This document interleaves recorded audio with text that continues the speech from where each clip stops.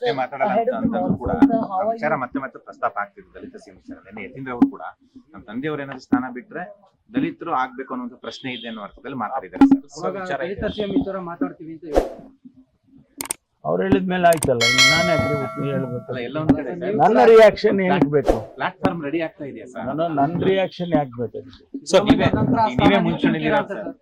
ಸಿದ್ದರಾಮಯ್ಯನವ್ರ ನಂತರ ಆ ಸ್ಥಾನ ನೀವು ತುಂಬ್ತೀರಾ ಅಂತ ನೋಡ್ರಿ, ಎಷ್ಟು ನೀವು ನನ್ನನ್ನ ಟ್ವಿಸ್ಟ್ ಮಾಡಿ ಟರ್ನ್ ಮಾಡಿ ಹೆಂಗ್ ಮಾಡಿ ಕೇಳಿದ್ರು ನಂದು ಒಂದೇ ಉತ್ತರ. ಹೈಕಮಾಂಡ್ ಏನ್ ತೀರ್ಮಾನ ಮಾಡುತ್ತೆ ಅದನ್ನ ನಾವೆಲ್ಲ ಶಿಸ್ತಿನ ಸಿಪಾಯಿಗಳ ತರ ಒಪ್ಕೊಳ್ತೀವಪ್ಪ. ಇದ್ರ ಮೇಲೆ ನಾವ್ ಇನ್ನೇನ್ ಹೇಳತ್ತೀವಿ? ಒಂದ್ಸತಿ ಕೇಳಿದ್ರು ಅಷ್ಟೇ, 100 ಸಾರಿ ಕೇಳಿದ್ರು ಅಷ್ಟೇ. ಸರ್, ನಿನ್ನೆ ಮಲ್ಲಿಕಾರ್ಜುನ ಖರ್ಗೆ ಅವ್ರು ಏನಾದ್ರು ಸಿಎಂ ಆದ್ರೆ ನಾವು ಒಪ್ಕೊಳ್ತೀವಿ, ಸಿಎಂ ಆದ್ರೆ ಒಪ್ಕೊಳ್ತೀವಿ ಅಂತ ಹೇಳಿದ್ರಿ. ಅದೇನಾದ್ರು ಮುನ್ಸೂಚನೆ ಕೊಟ್ಟಿದ್ದ ನೀವು ಅಥವಾ ಸುಳಿವು ಕೊಟ್ಟಿದ್ದ, ಹೇಗೆ? ನಮ್ಮಲ್ಲಿ ಏನು ಒಂದು ಭಾವನೆ ಏನಿದೆ ನಮ್ಗೆ ಅಂದ್ರೆ, ಅವರ ಜೊತೆಯಲ್ಲಿದ್ದಂತ ಅವರೆಲ್ಲರೂ ಕೂಡ ಮುಖ್ಯಮಂತ್ರಿಗಳಾದ್ರು. ಮಲ್ಲಿಕಾರ್ಜುನ ಖರ್ಗೆ ಅವರ ಜೊತೆಯಲ್ಲಿದ್ದಂಥವ್ರು, ಅವರು ಗುಂಡೂರಾಯರು ಇರ್ಬೋದು, ವೀರಪ್ಪ ಮೊಯ್ಲಿ ಅವರು ಇರ್ಬೋದು, ಭರಮ್ಸಿಂಗ್ ಇರ್ಬೋದು, ಬಂಗಾರಪ್ಪನವ್ರು ಇರ್ಬೋದು, ಇವರೆಲ್ಲರೂ ಅವರ ಸಮಕಾಲೀನರು. ಕಾಂಗ್ರೆಸ್ ಪಕ್ಷದಲ್ಲಿ ಸಮಕಾಲೀನರಾಗಿ ಕೆಲಸ ಮಾಡಿದ್ರು. ಅವರೆಲ್ಲರೂ ಮುಖ್ಯಮಂತ್ರಿಗಳಾದ್ರು.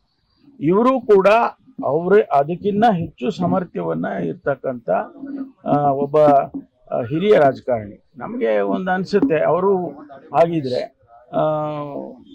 ಅವರ ಏನು 50 ವರ್ಷದ ಸೇವೆಗೆ ಒಂದು ಅಂತ್ಯ, ಒಂದು ಅರ್ಥ ಬರುತ್ತೆ ಅಂತ ಹೇಳಿ ನಾನು ಅಂದ್ಕೊಳ್ತೀನಿ. ಅದಕ್ಕಾಗಿ ನಾನು ಹೇಳಿದ್ದು, ಅವರು ಬಂದು ಆದ್ರೆ ಯಾರು ಅಷ್ಟು ಹಿರಿಯರು ಬಂದಾಗ ಯಾರು ಕೂಡ ಪ್ರಶ್ನೆ ಮಾಡುವಂಥದ್ದು ಇರೋದಿಲ್ಲ ಅಂತ ಹೇಳಿದೆ ನಾನು.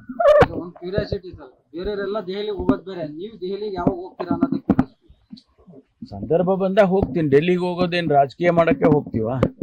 ಸುಮ್ಮನೆ ತಿರ್ಗಾಡ್ಕೊಂಡು ಬರಕ್ಕೆ ಹೋಗ್ತೀವಿ. ಲೇಟೆಸ್ಟ್ ಹಾಗೂ ಇಂಟ್ರೆಸ್ಟಿಂಗ್ ಸುದ್ದಿಗಳಿಗಾಗಿ ಬಾಸ್ ಟಿವಿ ಕನ್ನಡ ಚಾನೆಲ್ನ ಸಬ್ಸ್ಕ್ರೈಬ್ ಮಾಡಿ. ಹಾಗೆಯೇ ಬೆಲ್ ಐಕಾನ್ ಪ್ರೆಸ್ ಮಾಡಿ. ಇದರ ಜೊತೆಗೆ ಫೇಸ್ಬುಕ್, ಇನ್ಸ್ಟಾಗ್ರಾಮ್, ಎಕ್ಸ್ನಲ್ಲೂ ಮಿಸ್ ಮಾಡದೆ ಫಾಲೋ ಮಾಡಿ.